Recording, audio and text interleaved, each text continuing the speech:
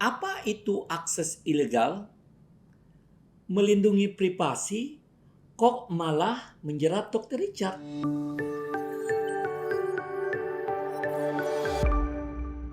Assalamualaikum warahmatullahi wabarakatuh. Salam sahabat Harmoni Hukum. Berjumpa lagi kita dengan episode program bedah Undang-Undang ITE. Dan pada kesempatan ini kita akan membahas terkait dengan norma tindak pidana akses ilegal dalam Undang-Undang ITE. Menarik untuk mencermati konstruksi norma tindak pidana ini dalam Undang-Undang ITE. Apakah tindakan Dr. Richard yang mengakses media sosial pribadinya setelah disita dapat dikategorikan sebagai tindak pidana? Dan sebelum kita membahas hal tersebut, harus kita ketahui dulu apa itu akses ilegal. Tidak ada definisi secara jelas dalam Undang-Undang ITE yang mendefinisikan secara langsung pengertian dari akses ilegal. Ketiadaan definisi khusus dalam Undang-Undang ITE terkait dengan akses ilegal bukan berarti kita tidak bisa menemukan makna atau pengertian dari akses ilegal. Jika kita melihat definisi pada ketentuan umum di Undang-Undang ITE, akses dimaknai sebagai kegiatan melakukan interaksi dengan sistem elektronik yang berdiri sendiri atau dalam jaringan. Sementara itu, untuk mengetahui makna ilegal, kita dapat merujuk pada KBBI yang dimaknai sebagai tidak legal, tidak menurut hukum, atau tidak sah. Sehingga berdasarkan hal yang telah diuraikan, maka akses ilegal dapat dimaknai sebagai kegiatan melakukan interaksi dengan sistem elektronik yang dilakukan secara tidak sah. Definisi ini sejalan dengan pengertian dalam Convention on Cybercrime Uni Eropa di Budapest pada tahun 2001 yang menempatkan pengertian illegal access pada artikel kedua yang pada intinya berkaitan dengan tindakan sengaja dengan melakukan akses terhadap seluruh atau sebagian dari suatu sistem komputer yang dilakukan tanpa hak. Sahabat Harmoni Hukum, jika kita mencermati ketentuan terkait akses ilegal dalam Undang-Undang ITE diatur dalam pasal 30 yang terdiri dari 3 ayat, di mana masing-masing ayat dalam norma ini memiliki pendekatan yang berbeda dalam melihat akses ilegal. Misalnya, dalam ayat 1, melihat akses ilegal dalam konteks terhadap siapa tindakan tersebut dilakukan, yakni tindakan dengan sengaja dan tanpa hak mengakses komputer dan atau sistem elektronik termasuk media sosial milik orang lain dengan cara apapun. Pada ayat kedua, melihat akses ilegal lebih pada tujuan yang hendak dicapai dari tindakan tersebut, yakni untuk memperoleh informasi elektronik dan atau dokumen elektronik. Sementara pada ayat 3, akses ilegal dilihat dalam konteks metode yang digunakan, yakni apakah dilakukan dengan cara melanggar, menerobos, melampaui, atau menjebol sistem pengamanan. Sahabat Harmoni Hukum, ancaman pidana terkait dengan tindakan akses ilegal dalam ketiga ayat yang telah diuraikan juga berbeda-beda. Itu tentu saja dikarenakan perbedaan konteks akses ilegal tersebut dilakukan. Dimensi dan tingkat kesulitan pembuktian juga menjadi indikator dalam menentukan ancaman pidana yang diberikan. Ketentuan pasal 30 ayat 1 dalam pasal 46 ayat 1 hanya diberikan ancaman pidana 6 tahun. Hal ini karena dimensinya cukup sederhana, hanya terletak pada tindakan sengaja yang dilakukan seseorang dengan tanpa hak mengakses komputer atau sistem komputer milik orang lain.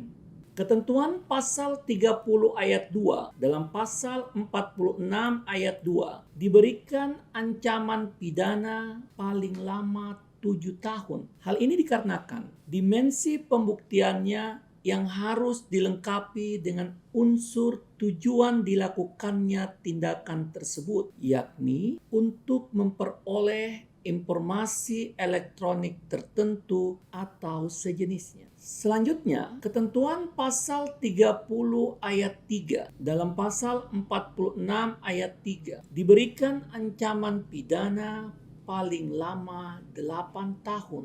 Hal ini dikarenakan dimensi pembuktian dalam norma ini cukup rumit karena aparat penegak hukum harus membuktikan unsur pelaku yang melakukan tindakan tersebut melanggar, menerobos, melampaui, atau menjebol sistem pengamanan. Lantas, apa yang dimaksud dengan sistem pengamanan? Dalam penjelasan Undang-Undang ITE diuraikan bahwa sistem pengamanan adalah sistem yang membatasi akses komputer atau melarang akses ke dalam komputer dengan berdasarkan kategorisasi atau klasifikasi pengguna beserta tingkatan kewenangan yang ditentukan. Menariknya, dalam penjelasan sistem pengamanan di pasal 30 ayat 3 hanya disebut larangan akses ke dalam komputer tanpa memberikan alternatif larangan akses terhadap sistem elektronik. Ini tentu menjadi celah hukum yang dapat membuka ruang penafsiran. Apakah komputer dalam penjelasan tersebut juga dapat dimaknai dengan sistem elektronik? Karena hal ini menentukan unsur sistem pengamanan dalam norma tersebut. Hal ini tentu penting menjadi perhatian bagi para akademisi dan aparat penegak hukum untuk membuat norma yang lebih tegas dalam memberikan kepastian hukum. Namun, karena merujuk pada penggunaan istilah komputer pada norma pasal 30 ayat 3 yang dilekatkan dengan dan atau sistem elektronik, maka makna sistem pengamanan juga kami perluas sesuai dengan norma aslinya. Hal ini berarti suatu komputer dan atau sistem elektronik termasuk media sosial yang telah memiliki suatu sistem pengamanan tertentu, misalnya termasuk tapi tidak terbatas pada penyitaan oleh kepolisian sebagai pihak yang berwenang yang dapat diklasifikasikan sebagai media sosial tersebut dijadikan sebagai barang bukti dalam suatu tindak pidana. Maka, untuk mengaksesnya membutuhkan upaya tertentu untuk dapat menerobos sistem elektronik yang telah disita tersebut. Norma akses ilegal ini secara substansi hendak melindungi kepentingan privasi seseorang atau kepentingan suatu instansi dari tindakan ilegal, kriminal, atau hacker yang dilakukan oleh orang lain atau orang yang tidak berhak yang hendak mengambil alih, mengubah, atau sekedar mencari tahu suatu informasi elektronik. Dalam konteks kasus Dr. Richard, menarik untuk mencermati apakah tindakannya yang mengakses media sosial pribadinya yang telah disita oleh pihak yang berwenang dapat dikategorikan sebagai tindakan akses ilegal. Tentu saja terdapat hubungan antara dugaan tindakan akses ilegal yang ia lakukan dengan tindakan sebelumnya terkait dengan dugaan perbuatan pencemaran nama baik terhadap Kartika Putri yang saat ini proses hukumnya masih sedang berjalan. Namun dalam kesempatan ini kami akan fokuskan pembahasan ini pada dugaan tindakan akses ilegalnya saja. Jika sahabat Harmoni Hukum ingin kami mengulas kasus dugaan pencemaran nama baiknya, silahkan sampaikan di kolom komentar. Jika tindakan Dr. Richard dihubungkan dengan pasal 30 ayat 1, tentu saja penerapan norma ini tidak tepat karena media sosial yang diakses oleh Dr. Richard adalah milik pribadinya dan bukan milik orang lain.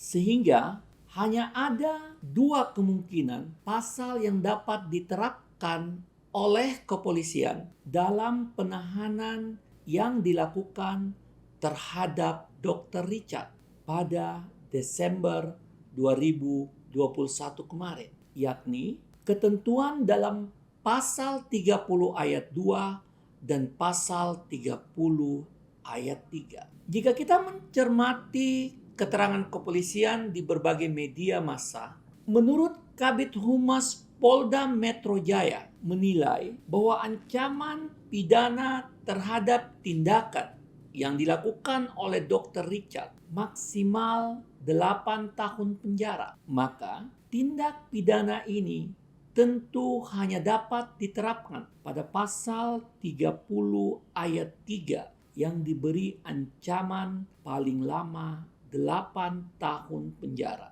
Terkait dengan pasal 30 ayat 3 ini, maka unsur yang paling penting adalah tindakan akses ilegal tersebut dilakukan dengan melanggar, menerobos, melampaui, atau menjebol sistem pengamanan. Selanjutnya, berdasarkan keterangan kepolisian bahwa akun media sosial Instagram milik Dr. Richard pada 5 Agustus 2021 telah disita oleh Polda Metro Jaya berdasarkan surat penyitaan, izin atau persetujuan Ketua Pengadilan, dan berita acara penyitaan. Sehingga berdasarkan hukum, maka Dr. Richard sudah tidak lagi memiliki hak untuk mengakses akun media sosialnya yang telah disita oleh penyidik. Terkait dengan penyitaan terhadap akun Instagram Dr. Richard, karena hal ini telah menghilangkan hak akses Dr. Richard terhadap akun Instagramnya, maka ia juga dibatasi atau dilarang untuk mengakses ke media sosialnya yang telah disita berdasarkan kewenangan dari kepolisian yang ditentukan dalam peraturan perundang-undangan. Sehingga hal ini telah memenuhi unsur sistem pengamanan yang terdapat dalam Undang-Undang ITE. Sehingga ketika Dr. Richard mengakses akun media sosialnya dan diduga menghapus beberapa konten yang menjadi barang bukti dan hendak menghilangkan barang bukti, maka hal inilah yang dapat dikategorikan sebagai tindakan sengaja dan tanpa hak mengakses sistem elektronik dengan cara melanggar, menerobos, melampaui, atau menjebol sistem pengamanan. Atas dasar inilah dilakukan penangkapan pada Dr. Richard pada bulan Agustus tahun 2021.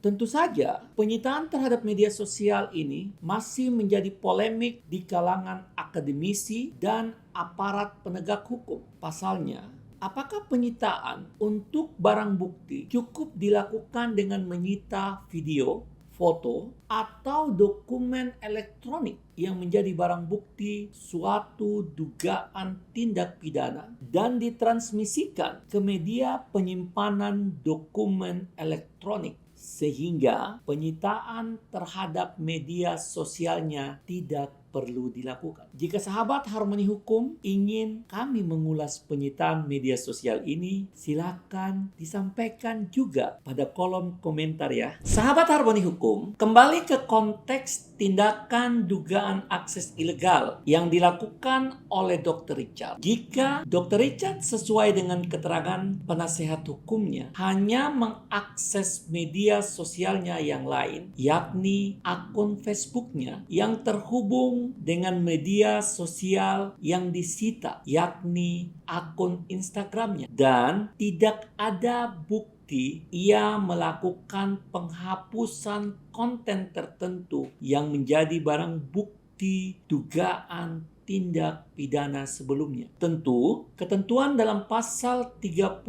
ayat 3 tidak dapat diterapkan padanya. Hal ini semata berdasarkan pada ia tetap berhak untuk mengakses media sosial pribadinya di Facebook karena yang disita oleh polisian hanya akun Instagramnya, sehingga tindakannya tidak dapat dikategorikan sebagai tindakan sengaja yang tanpa hak. Sahabat Harmoni Hukum, terdapat beberapa catatan yang menurut kami penting untuk diperhatikan oleh aparat penegak hukum dan masyarakat secara umum dalam melihat norma akses ilegal ini. Yang pertama, penting untuk menerapkan restoratif justice pada dugaan kasus akses ilegal yang dilakukan oleh Dr. Richard. Karena akses ilegal yang dilakukan olehnya hanyalah mengakses akun media sosial milik pribadi, meskipun hal itu di bawah penyitaan oleh kepolisian. Hal ini dikarenakan tidak ada pihak yang dirugikan secara langsung dari akses media sosial pribadi tersebut. Terkait dengan barang bukti, seharusnya kepolisian melakukan tindakan preventif dengan mengubah username atau password terhadap akun yang disita, sehingga menutup ruang bagi terjadinya tindak pidana terhadap akses ilegal ini, atau untuk keperluan barang bukti cukup menggunakan file atau dokumen elektronik yang membuktikan suatu tindak pidana dan tidak perlu menyita akun media sosial milik tersangka, sehingga proses hukum dapat fokus pada kasus utamanya dan tidak melebar ke hal yang lain. Yang kedua, dalam menerapkan pasal Undang-Undang ITE, aparat penegak hukum, dalam hal ini kepolisian, sebagai penegak hukum untuk kepentingan publik harus memperhatikan dimensi kerugian atau ancaman yang diderita oleh publik. Karena jika dimensi kerugian atau ancamannya bukan merupakan ancaman kepentingan publik, maka sanksi pidana tidak perlu diberlakukan, melainkan dapat digunakan alternatif penyelesaian sengketa yang lain. Misalnya, diselesaikan secara perdata. Hal ini sejalan dengan prinsip ultimum remedium dalam hukum pidana, yakni pidana sebagai jalan terakhir. Dan yang terakhir, dalam pandangan kami, norma akses ilegal ini secara substansi ditujukan untuk melindungi kepentingan pribadi seseorang dan menindak para pelaku kejahatan yang memiliki niat untuk mengakses atau mengambil alih suatu sistem elektronik atau media sosial milik seseorang, sehingga harusnya ketentuan norma ini diterapkan pada semestinya. Jika teman-teman memiliki pendapat berbeda, silakan diutarakan di kolom komentar. Dan jika suka dengan konten seperti ini, jangan lupa dukung kami dengan cara share, like, comment, and subscribe. Salam harmoni hukum, masyarakat damai, and ciao.